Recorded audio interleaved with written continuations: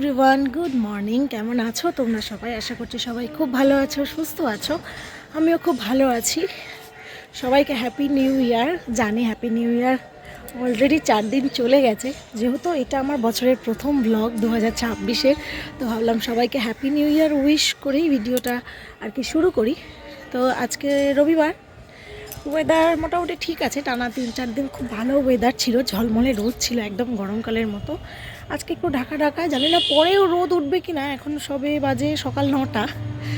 সমস্ত কাজকর্ম সেরে স্নান পুজো কমপ্লিট করে ছাদে এসেছিলাম সূর্যদেবকে জল দিতে।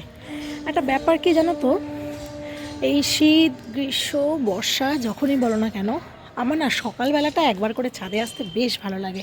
তার একটাই কারণ কি বলো তো, সকালে না একটা হালকা দেখবে সুন্দর একটা মিষ্টি হাওয়া বয়, বাতাস বয় আর কি, যেটা আমার খুব ভালো লাগে গায়ে লাগাতে।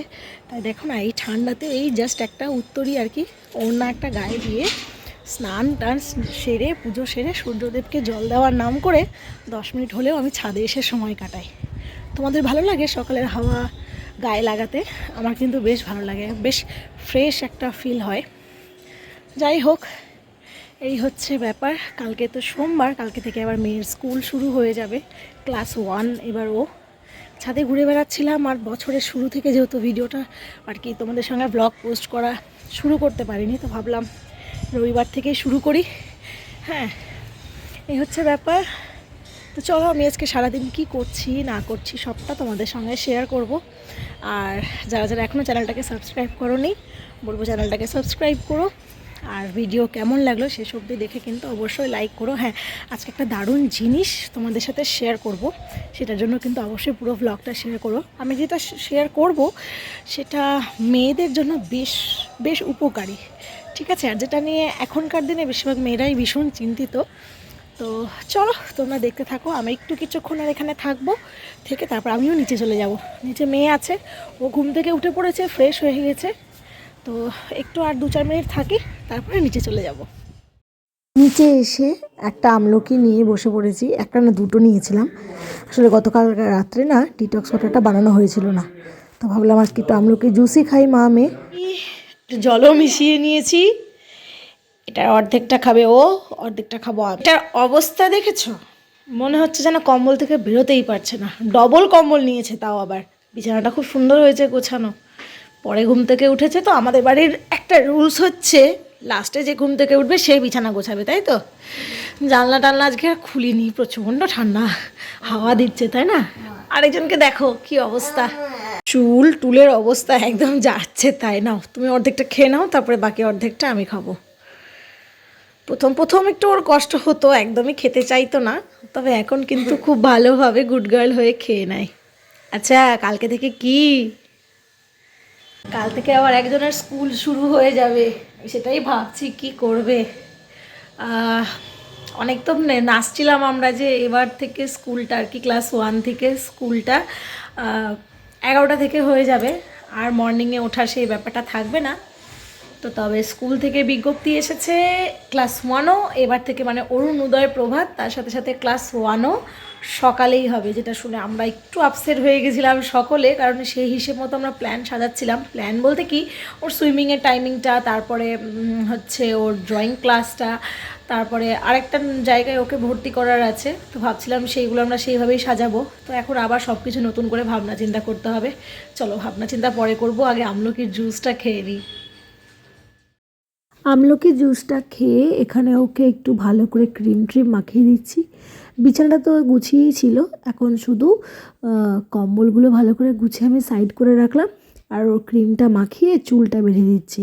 ও নিজেও মাখতে পারে, কিন্তু নিজে মাখতে কী করে, মাঝে মধ্যে দুষ্টুমি করে সোয়েটারে, চুলে, মাথায় সব জায়গায় লাগিয়ে দেয়। তো সেই জন্য আমি একটু মাখিয়ে দিই, আর আমি ওকে এরকম করে সাজিয়ে দিচ্ছিলাম, আর ও আমাকে নানান রকম গল্প করে শোনাচ্ছিল। তারপর এলাম রান্নাঘরে। রান্নাঘরে এসে ওর দুধ ছাতুটা রেডি করছিলাম। দুধ ছাতু নিয়ে আর নতুন করে তোমাদের কিছু বলার নেই, তোমরা তো জানোই। তো আমি এখন কিছু খাবো না, একটু পরে খাবো। আপাতত ওকে দুধ ছাতুটা রেডি করে দিই, তারপর দেখছি আমি কি খাই। আর ওর তো গল্প বলা কমপ্লিট হয়েছিল না, সেই জন্য পেছন পেছন রান্নাঘরে চলে এসেছে আমার সাথে। ও গল্প বলছে আর আমি শুনছি। দুধ ছাতু খেয়ে দাদা এসেছিল, দাদার সাথে চলে গেছে ও মাসির বাড়ি। কালকে তো স্কুলটা খুলেই যাবে, তো ভাবলাম যাক আজকে রবিবার গিয়ে একটু খেলা করে আসুক। আমি এদিকে গরম করছি ভাত ভাজা, মানে ভাত ভাজছি আর কি, পেঁয়াজ কলি আলু দিয়ে। সামান্য একটু ভাত ছিল, তো সেটা একটু এরকম করে ভেজে নিলাম। চলো এটা খাই, খেয়ে আবার তো রান্না বান্না শুরু করতে হবে। তো দুপুরে রান্না বান্নাটা আজকে তোমাদের সঙ্গে সেরকম খুব একটা শেয়ার করলাম না, প্রতিদিনের তো এই একই ব্যাপার। তো এখানে ওই যে বাড়ি চলে এসেছিলো, ওকে শ্যাম্পু করে স্নান করিয়েছি। গেটের সামনেটা হালকা হালকা রোদ আসছে, তো এখানে ওকে একটু দাঁড় করিয়েছি, খাচ্ছে গাজর, আমিও বসেছিলাম।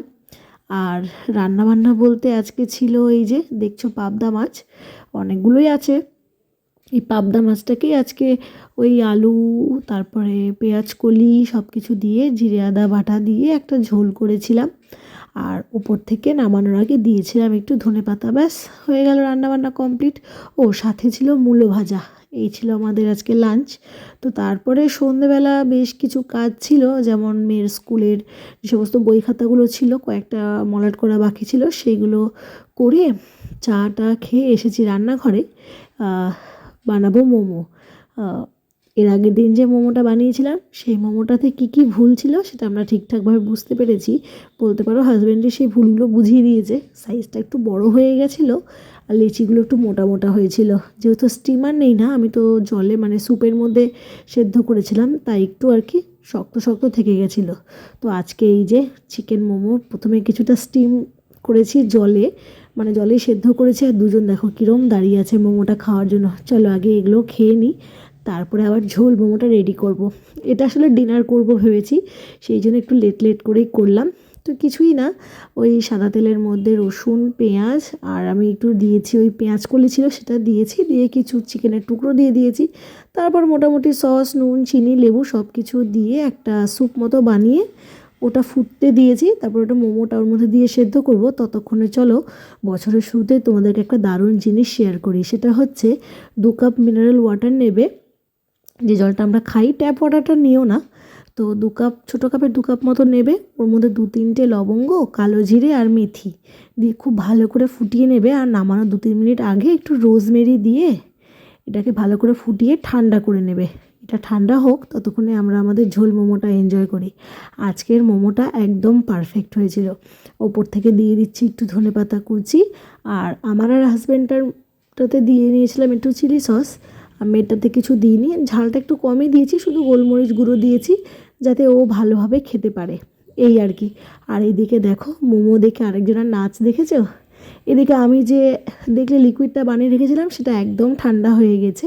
এবার এটাকে একটা স্প্রে বটলে ঢেলে নিয়ে তোমরা সপ্তাহে 2 থেকে 3 দিন স্ক্যাল্পে ইউজ করো, দেখো চুলের সব রকম সমস্যা থেকে মুক্তি পাবে। বিশেষ করে অতিরিক্ত চুল ঝরা এটা থেকে তো মুক্তি পাবে, তার সাথে সাথে নতুন চুলও গজাবে।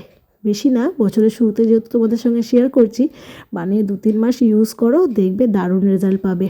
আমি একটা স্প্রে বটলে রাখছি, তোমাদের কাছে যদি স্প্রে বটল না থাকে নর্মাল কোনো একটা বোতলে রেখো। আর যখন ইউজ করবে একটা বাটিতে ঢেলে তুলোর সাহায্যে পুরো স্ক্যাল্পে দিয়ে দেবে, ব্যাস তাহলেই হয়ে গেল।